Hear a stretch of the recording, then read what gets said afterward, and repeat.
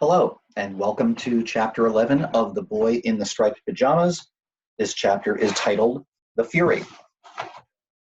Some months earlier, just after Father had received the new uniform, which meant that everyone had to call him Commandant, and just before Bruno came home to find Maria packing up his things, Father came home one evening in a state of great excitement, which was terribly unlike him, and marched into the living room where Mother, Bruno, and Gretel were sitting reading their books. Thursday night, he announced. If we have any plans for Thursday night, we need to cancel them.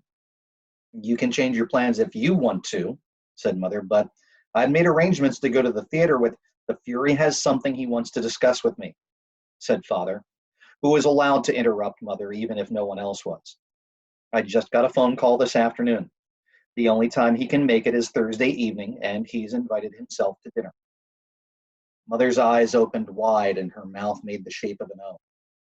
Bruno stared at her and wondered whether this was what he looked like when he was surprised about something. But you're not serious, said Mother, growing a little pale. He's coming here? To our house? Father nodded. 7 o'clock, he said, so we'd better think about something special for dinner. Oh, my, said Mother, her eyes moving back and forth quickly as she started to think of all the things that needed doing. Who's the Fury? Asked Bruno. You're pronouncing it wrong, said Father, pronouncing it correctly for him. The Fury, said Bruno again, trying to get it right, but failing again. No, said Father, Oh, never mind. Well, who is he anyway? Asked Bruno again. Father stared at him, astonished. You know perfectly well who the Fury is, he said. I don't, said Bruno.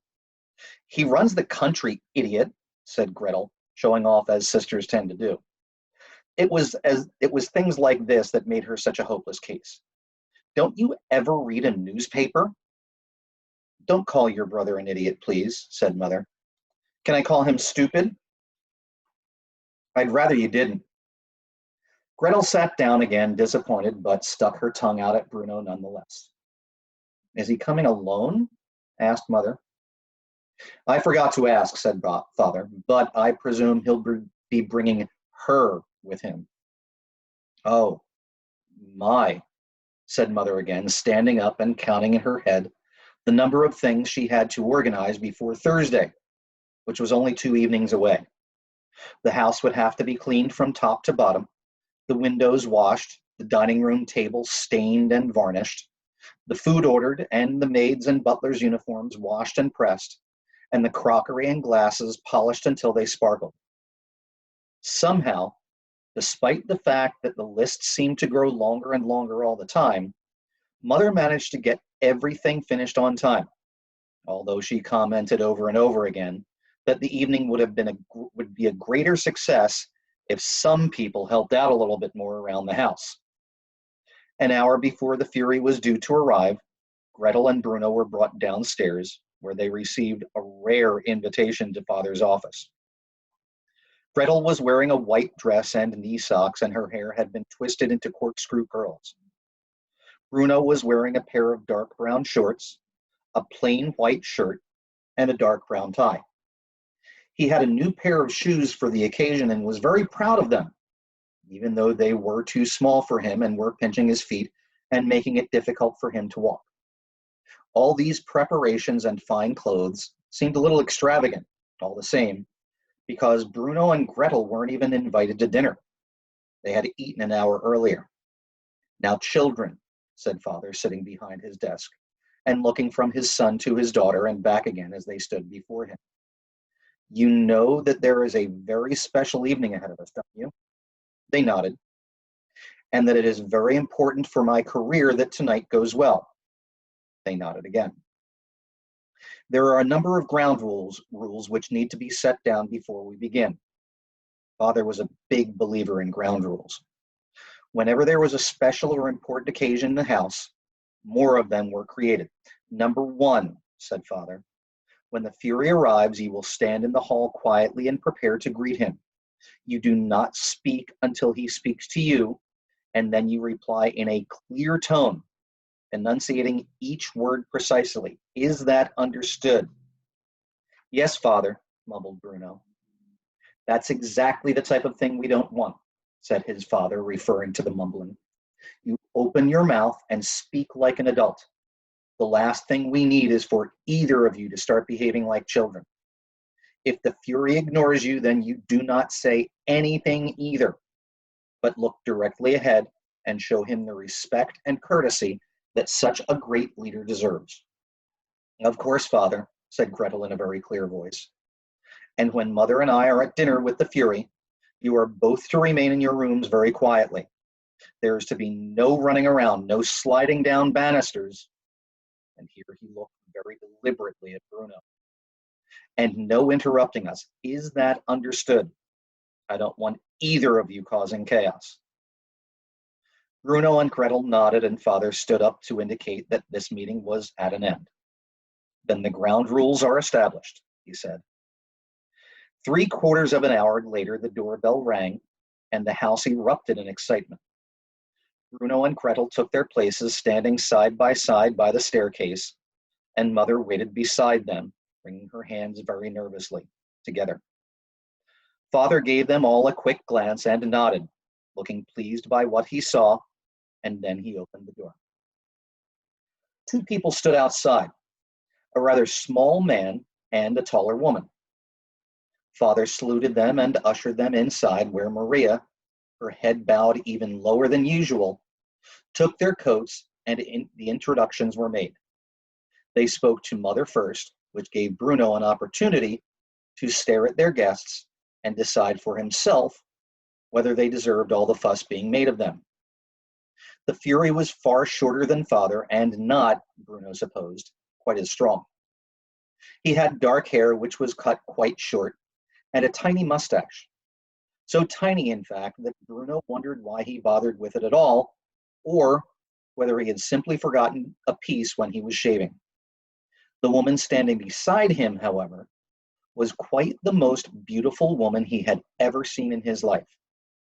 She had blonde hair and very red lips, and while the Fury spoke to mother, she turned and looked at Bruno and smiled, making him go red with embarrassment. And these are my children, Fury, said father as Gretel and Bruno stepped forward. Gretel and Bruno. And which is which? The Fury said, which made everyone laugh except Bruno, who thought it was perfectly obvious which was which and hardly cause for a joke. The Fury stretched out his hand and shook theirs, and Gretel gave a careful, rehearsed curtsy. Bruno was delighted when it went wrong, and she almost fell over. What charming children, said the beautiful blonde woman. And how old are they, might I ask? I'm 12, but he's only 9, said Gretel, looking at her brother with disdain. And I can speak French too, she added, which was not strictly speaking true, although she had learned a few phrases in school. Yes, but why would you want to? Asked the Fury, and this time no one laughed. Instead, they shifted uncomfortably from foot to foot, and Gretel stared at him, unsure whether he wanted an answer or not. The matter was quickly resolved, however, as the Fury, who was the rudest guest Bruno had ever witnessed, turned round and walked directly into the dining room and promptly sat down at the head of the table, in father's seat, without another word. A little flustered, mother and father followed him inside, and mother gave instructions to Lars that he could start heating up the soup. I can speak French too, said the beautiful woman, leaning down and smiling at the 2 children. She didn't seem to be as frightened of the Fury as mother and father were. French is a beautiful language, and you are very clever to be learning it. Eva, shouted the Fury from the other room, clicking his fingers as if she were some sort of a puppy dog. The woman rolled her eyes and stood up and slowly turned around. I like your shoes, Bruno, but they look a little tight on you, she added with a smile. If they are, you should tell your mother before they cause you to injure yourself. They are a little tight, admitted Bruno. I don't normally wear my hair in curls, said Gretel, jealous of the attention that her brother was getting. But why not? Asked the woman. It's so pretty that way. Eva! Roared the Fury for a second time, and now she started to walk away from them.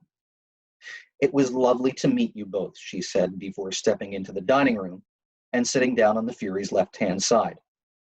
Gretel walked towards the stairs, but Bruno stayed rooted to the ground, watching the blonde woman until she caught his eye again and waved at him, just as father appeared and closed the doors with a jerk of his head, from which Bruno understood that it was time to go to his room, to sit quietly and not to make any noise, and certainly not to slide down any banisters. The Fury and Eva stayed for the best part of 2 hours, and neither Gretel nor Bruno were invited downstairs to say goodbye to them. Bruno watched them leave from his bedroom window and noticed that when they stepped towards their car, which he was impressed to see had a chauffeur, the Fury did not open the door for his companion, but instead climbed in and started reading a newspaper, while she said goodbye once again to Mother and thanked her for the lovely dinner. What a horrible man, thought Bruno. Later that night, Bruno overheard snippets of Mother and Father's conversation. Certain phrases drifted through the keyhole or under the door of Father's office and up the staircase and round the landing and under the door of Bruno's bedroom. Their voices were unusually loud, and Bruno could only make out a few fragments of them. To leave Berlin and for such a place, Mother was saying. No choice, at least not if we want to continue, said Father.